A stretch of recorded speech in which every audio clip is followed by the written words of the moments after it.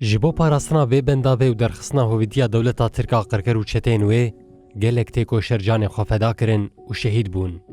جلورا اف بنداو بو بنداوا برخودان و شهیدان.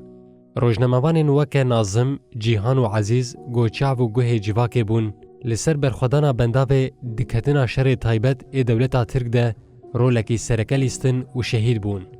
برخودانکی دیجی تبلی ریا وان بو و ناوی خود دکاروان شهیدان دنی ویساند.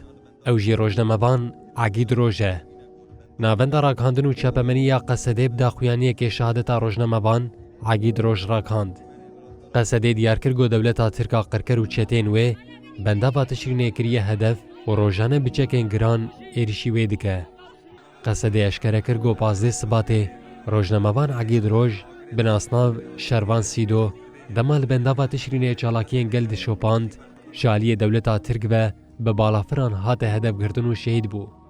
قصده درباره کسایت و جیانا شهید عگید روژ ده و هانی زمان. عگید روژ دناوا مالباتا کوالات پارێز گۆ گەلێک شەید و تێکۆشەر پێشکەشی گەلێ خۆکردنە لە عەفرینێش دایک بوو. di sala 2012 de bi destpêkirina şoreşa Rojava tevlî nava xebatên şoreşê bû û demekê di nava xebatên parastinê de cih girt. Piştre tevlî nava xebatên çapemeniyê bû û weke endamekî ragihandina azad kar kir.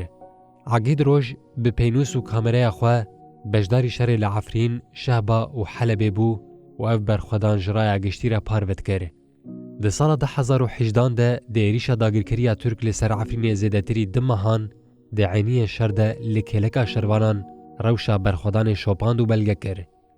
Hevrê Egîd kevneşopiya ragihandina azad di kesaheta xwe de jiyanî kiribû û yek kêliyê ji şopandina heqîqetê dûr neket. Di dawiyê de qesedê anî ziman got ew bang li hemû saziyên navdewletî û dezgehên parastina rojnamevana dikin golê dijî vî sûcê hedefgirtina rojnamevanan bêdeng nemînin.